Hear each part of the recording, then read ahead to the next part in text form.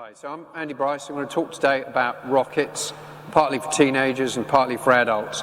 And I'm hoping at the end of this talk that it'll encourage some of you to get involved in model rocketry in general and in the UK Youth Rocketry Challenge in particular.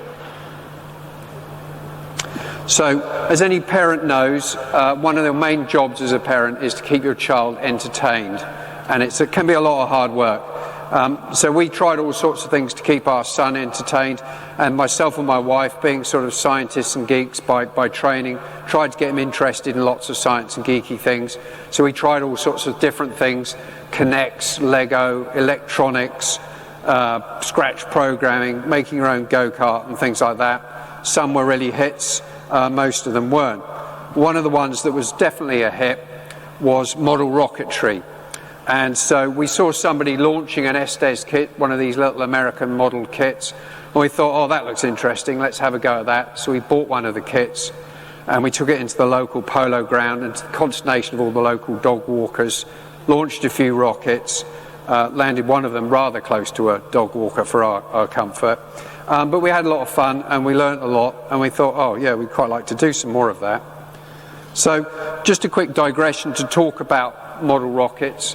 So the sections of a model rocket is obviously you have your pointy nose cone at the top. That's for aerodynamic purposes, so it can go through the air nice and smoothly. You have a top section where in competitions you'll generally have a payload. You might also have some electronics or some avionics. And then you have a separate bottom section which will often split off to deploy a parachute.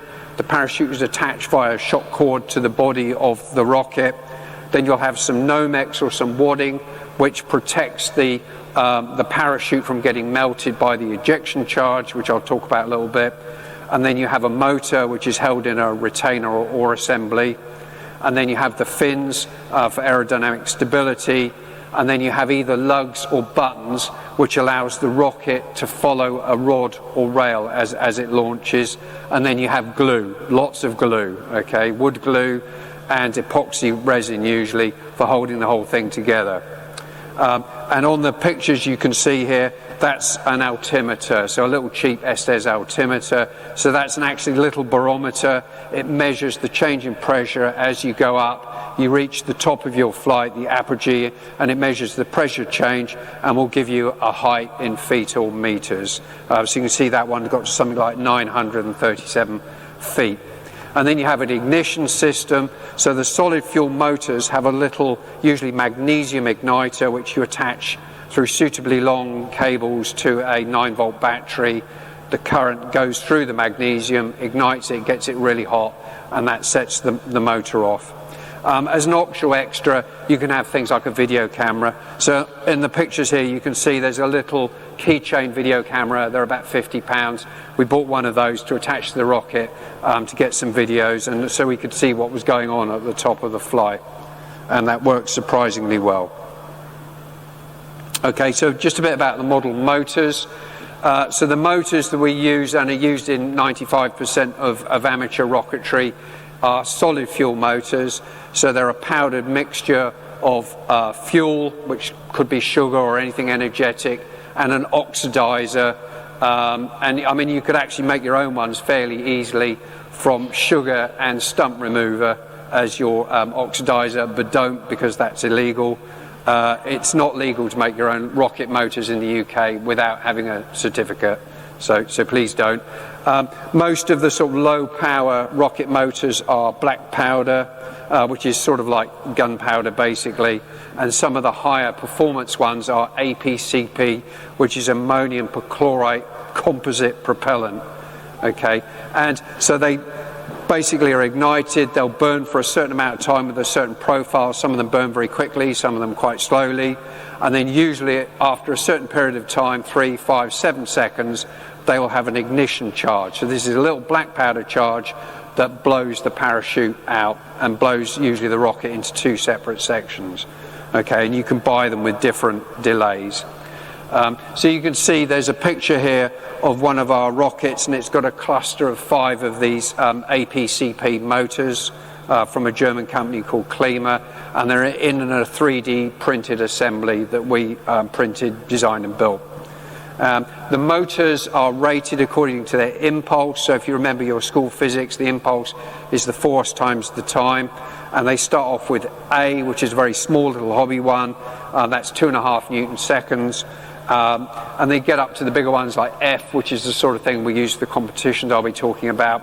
And then it goes right around the clock, back to AA, AB, and if you get up to AG, that's a Saturn V. Okay, I don't think anyone's ever made a solid fuel motor that big. So as I say, mostly hobbyists use solid fuel motors. Some of the really sophisticated people use hybrid or liquid motors, but I haven't got time to talk about those. These model motors are pretty safe. They're very hard to ignite, but once they do ignite, they will burn underwater. Okay, they're impossible to put out, so you do need to be a little bit careful with them. Okay, so the challenges of model rocketry are making the rocket nice and light and strong, because every gram of weight you add on a small model rocket, you'll probably lose 1 meter or 2 of altitude, but obviously it's got to be strong enough that you don't have a spontaneous disassembly as it's powering off the rocket pad. It's got to be nice and symmetrical. If you put your fins on a bit wonky, it's gonna go off in some direction or other rather than straight up. And also it needs to be aerodynamically stable, and I don't have too much time to go into this, but basically your center of mass needs to be forward of your center of pressure. If it's not, when it goes, it will go like a toy balloon that you've blown up and let go, and it will just go everywhere. Okay, so if you have your weight in the nose cone and some nice big fins for aerodynamic stability at the back, it should be nice and stable. Interestingly, you don't want it to be too stable. If you put absolutely massive fins on something, that will add to the weight, and it also will mean it's so stable that even in a light wind, it will what's called weathercock, and it will go into the wind, it will vector into the wind, which will reduce your height. So you want it to be stable, but probably not too stable. And also you've got to time the parachute apogee. Okay, so as it reaches the apogee, the top of the flight, that's about where you want the parachute to deploy. If the parachute deploys while it's still traveling very fast upwards, then it will tear the parachute out of the rocket or tear the parachute apart. And similarly, if you wait till it's too close to the ground, it will destroy the parachute and you won't have a happy day. So you have to get the timing right as well. Okay, so we've done a little bit of model rocketry, made a few kits, had some fun, and then we heard about a competition called UKROC, the UK Youth Rocketry Challenge, and it's run by the ADS, the UK Trade Association for Aerospace, Defence, Security and Space. I had to write that down because I couldn't remember it. And it's sponsored by Airbus, who are the main sponsor, and Lockheed Martin. And it's a competition to get children interested in engineering challenges in general and aerospace in particular, because we're short of 10,000 aerospace engineers in the UK. So, you know, these big companies are trying to do what they can to get more people interested. And so we needed a team of 3 to 6 11 to 18-year-olds. So my son John and 2 of his friends, Ben and Ewan, decided to enter a team.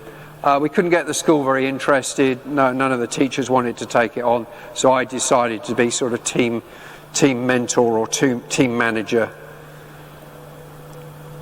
Okay, so the rules of UKROC are that you have to get an egg, a raw egg, to 850 feet and back to the ground again in one piece without it cracking in as close as possible to 45 seconds. Every foot that you're different from that 850 feet and every second you're different from that 45 seconds, you lose points. You have to try and get as close as possible to that. If your egg is cracked at all, then your flight is disqualified and doesn't count, although usually you get another chance. Okay, and no, you're not allowed to hard-boil the egg. And many people have suggested that. There's various restrictions on how heavy your rocket is, what length it is, and how big the motor can be. Also, if you get through to the final, you do a presentation, and that's taken into account in the final scoring. You can't use an off-the-shelf kit, and the rules change a little bit every year. Some years it has to land in 2 pieces with 1 egg, or in 1 piece with 2 eggs, or the diameters are different, so that you can't just take last year's competition rocket and enter it the next year. You'd have to build another rocket. Okay, so the factors covering the height are the motor impulse. Obviously, the more powerful the motor, the higher it will go, and the burn profile also makes a difference, how fast it burns. The weight of the rocket critically, the aerodynamics, you know, how nice and pointy is your nose cone, and also the wind, because if there's a strong wind, which there might be on the day, you might end up vectoring into the wind and losing some height. The duration is affected by how high you go, your parachute size and how quickly your parachute deploys, and also any thermal. So if you're launching on days when there's a lot of thermal activity, that can affect how quickly the parachute falls. Okay, simulation is your friend. So you can get some software. This is Open Rocket. You can download it off the internet for free, and you can put in everything about your rocket. So here you can see our team's rocket, one of the designs, and you can put in how heavy it is, how long it is, what motor it's got, and it will give you some predictions of how high it will go and how long it will take to come back to the ground. Now I have to say these are only very approximate because it doesn't have all the details of your aerodynamics or something, so it's sort of spherical cow in a vacuum type accurate, and we found we could get within about 15% using Open Rocket of what the real figures were.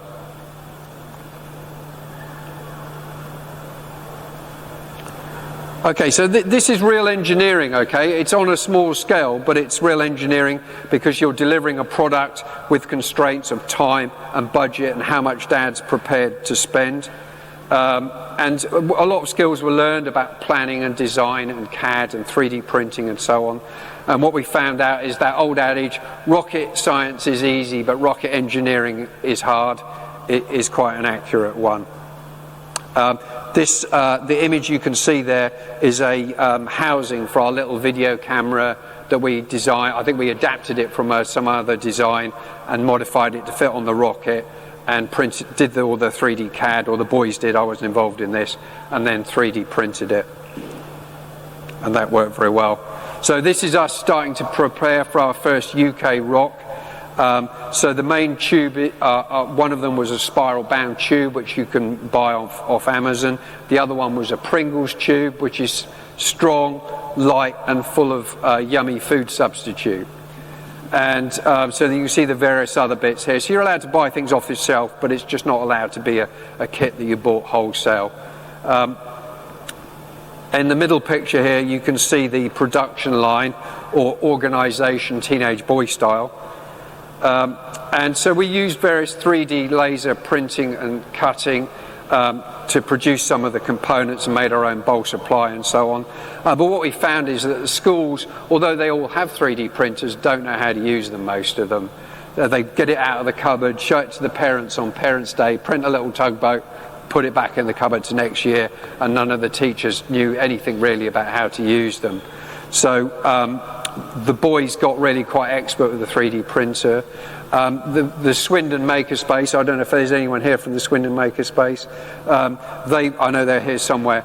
They were very helpful in getting us started and helping us to actually learn a bit about 3D printing. The boys are quite expert now, and we also did some laser cutting. And also the school technician, although none of the teachers seemed that interested, the school technician, Mr. Vincent, was very supportive and helped the boys and gave them access to the 3D printers and the laser cutters. Okay, so we had to do a lot of testing, as with any sort of engineering thing. This mostly involved throwing things out of windows as high as we could get them, you know, to test padding for the eggs. Did the egg crack, or did it survive? Some eggs were damaged in that process. We also tested the parachutes, and so the boys found the highest thing they could get access to was a building at the school, and they were throwing parachutes out of there until an irate teacher screamed at them to stop, because apparently the parachutes kept bouncing off the window that was open below and putting off his class. We did some test flights from the school fields. One of the senior staff of the school came out and watched very nervously as we launched our first rocket. We ran various simulations. Here you can see some of the eggs were dedicated to their favourite teachers, drew their faces on. They all survived, I'm glad to say. So we went to UKROC Regional in one of the schools in Bath. And this is the team. That's Ewan on the left, Ben in the middle, and John on the right. and this is them assembling their rocket. And they're very strict at the competition. The team has to do everything. If any adults are seen interfering or doing too much, the team gets disqualified. They want to know that it's actually the youngsters that have done the work and understand things, and it's not some adult who's just been doing it all for them. One of our launches, the rocket amazingly managed massive open fields and everything, and it managed to land dead center in the canal. And so we had to say to a passing canal boat pilot, please sir, can we have our rocket back? He managed to fish it out. It was a better rocket than it was a boat, but we managed to pull all the dead motors out and get some more in and launch it again. And we did enough. We didn't win the regional, but we did enough to get through to the national final as a runner-up. So we built another rocket, slightly improved. As I sort of bankrolled it all with some help from one of the other parents, I put the name of my little software company on the side of the rocket as a bit of free publicity to no one in particular. And here you can see the rocket in one of the pictures is getting scrutinized, so it's been checked for weight and height, and also for safety. They want to make sure nothing's going to fall off. Check out the Go Fastest flames on the side, which are a teenage edition. So we had a great time, a really great experience at the UKROC final, and we came 9th overall. The boys actually got a perfect score for their presentation, so that was great. Now, it should be said in rocketry, failure is always an option. Okay, we all hear that failure is not an option. If you're that sort of person, don't do rocketry, because it definitely is an option. Okay, we've seen so many different failure modes and ways for things to blow up and parachutes to rip out and parachutes not to open. So you have to be pretty resilient, because you can guarantee that not all of your rockets are going to succeed, especially in the early days. On the plus side, when rockets fail, it does tend to be pretty spectacular. So you can see here the bottom of that rocket is blown out. One of these Klima motors exploded in mid-flight and blew the bottom of the rocket out. And all the rocketry, we were sort of quite despondent and thought, well, that's it, no more flights for us. But the rocketry guys are very supportive, and they said, oh no, just saw off the last 4 inches, stick the fins back on and go again. So we did that, and we had actually quite a successful launch with our Franken rocket. And I will just quickly show you this picture. This is from the onboard video camera.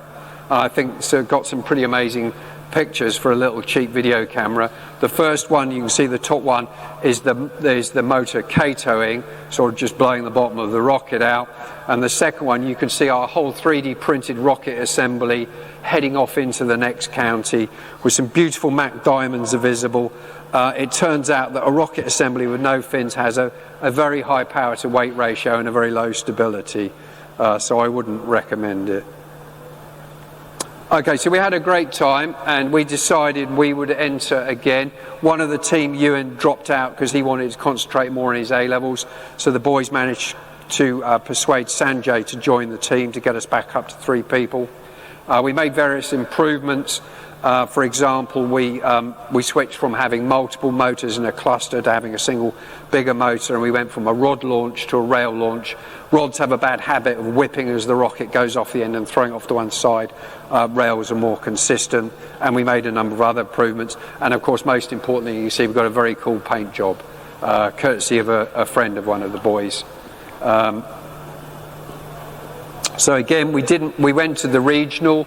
We got through the regional as runner-up. We didn't win, but we got through to the final, which is up in the Midlands. We went up into the final. We had a good flight. The boys did an excellent presentation, and we got through into the final 3. So they have the best 3 get through into a final fly-off, and they measure the times and the altimeters, and then you don't know the results. So it's all quite nail-biting. And it came down to the final 3, and we won the national. So that was brilliant. Very proud dad here. I have to say, it was very close. There was a young team from Farringdon who were really, really good, and there was only like a puff of wind in it. There's definitely some luck involved. So as the winner of the national UKROC, we got a £500 trophy, £500, a trophy, a VIP day at Airbus, getting toured around, and the chance to go and represent the UK at the Paris Airshow against the best French and American teams, French, American and Japanese teams. and a packet of roses as well, as you can see. So we went to the Paris Airshow, which was an amazing experience.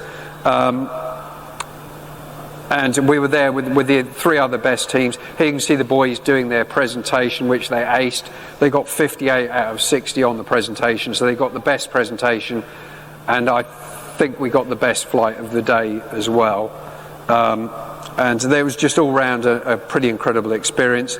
The Japanese, we got 1 launch each. They stopped the whole Paris Airshow. All the jets and everything got grounded while we did our launches. Amusingly, there was a Raphael jet warming up on the side of the runway, and it was an incredibly hot day. It was about 40 degrees. The Japanese rocket went down and had a massive parachute, caught a huge thermal bubble, just stopped and started going sideways towards this French Raphael fighter jet.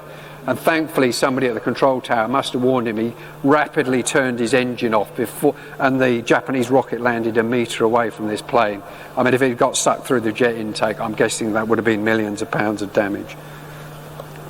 So this is a little sequence of our launch. So we had a great launch. Right, just quick warning, this is going to spin around a lot. This is the video camera from on board, and hopefully it's going to work with sound. So if you're very motion sick, you might want to look away for a second. Okay, so this is just a little short video from on board of our actual launch at the competition. And you'll hear some bleeping, hopefully.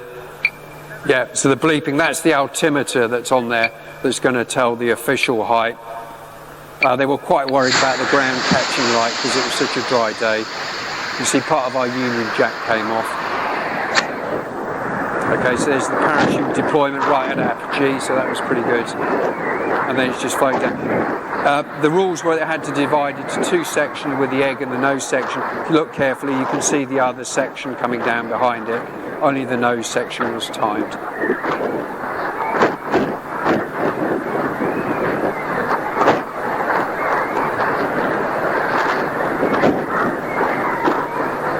Okay, and then it's just about on the ground. And then thump, an unceremonious landing. Okay, so forgive the brag, but we won. So proud dad. So we beat, most importantly, we beat the Americans, which is of course what we all wanted to do. And so we had an absolutely amazing time. We were there for 2 days. The team got to shake hands with the French Prime Minister. They got to shake hands with several astronauts, including Charlie Duke, who's walked on the moon, and Mike Bloomfield, a shuttle pilot. And they got to hang out with loads of like Top Gun American US Air Force pilots and get private tours around the planes and things, and they got to meet the space chicken. And they came back with a suitcase load of swag, of baseball caps and USB keys and stickers.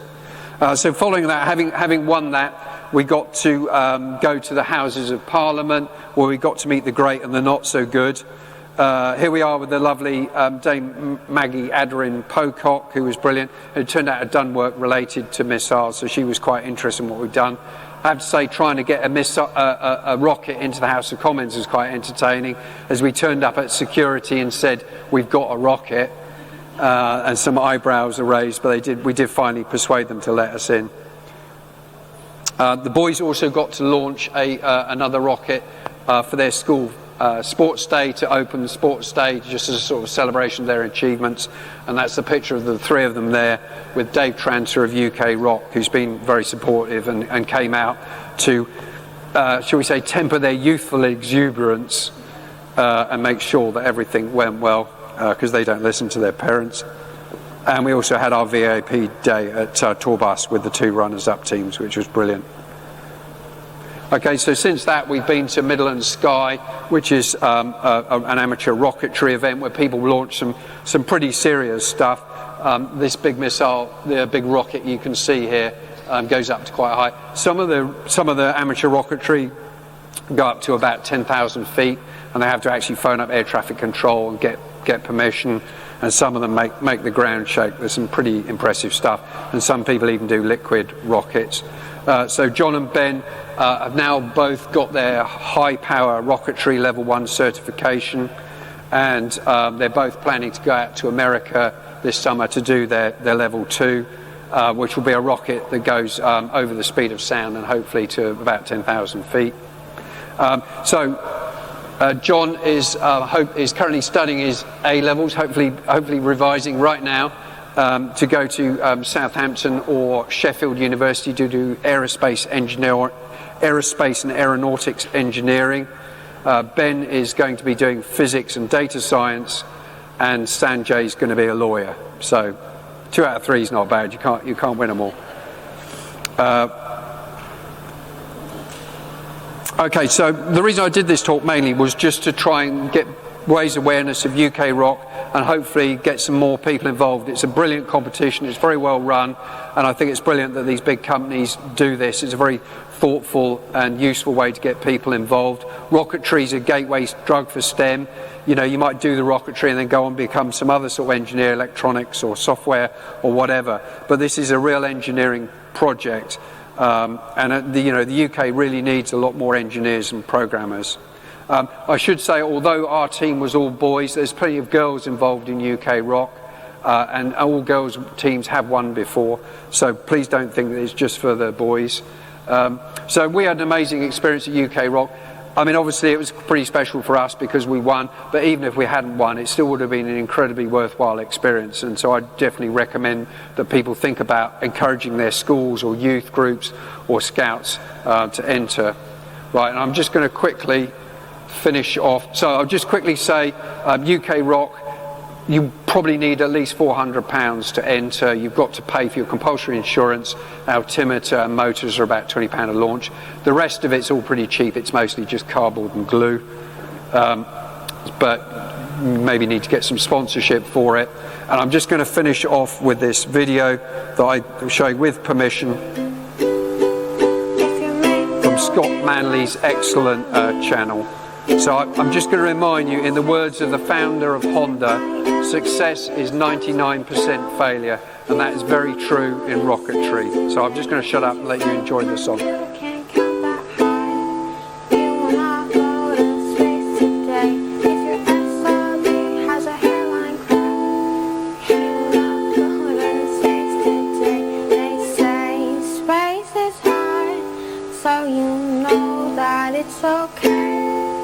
That your rocket just crashed into the ground and you didn't go to space today.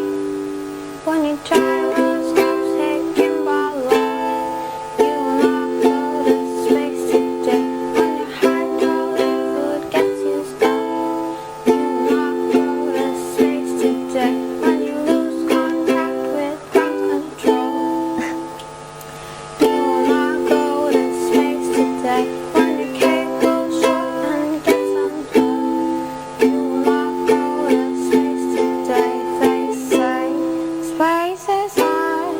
So you know that it's okay, that your payload simply failed to deploy and you didn't go to space today. RUD and STS will ruin any day. Sometimes a proliferates break or burn up in the air. If a helium dick just won't stay put, you will not go to space today. If there's solid oxygen in your tanks, you will not go to space today. If your turbo pump can't handle the load, you will not go to space today. And sometimes politics gets in the way, never go to space today, or ever for that matter. That was beautiful. Great. That really was beautiful. Take a bow. Right, thank you very much. I hope I've inspired some of you. Go and talk to teachers and people you know and maybe get some of them to take part in UKROC. I'm going to be outside in the QA tent for the next 10 or 15 minutes. If anyone's got any questions or just see me walking around tomorrow, I'll be here tomorrow. Just come up and ask me. I'm happy to talk about rocketry in general or UKROC in particular. Thank you very much.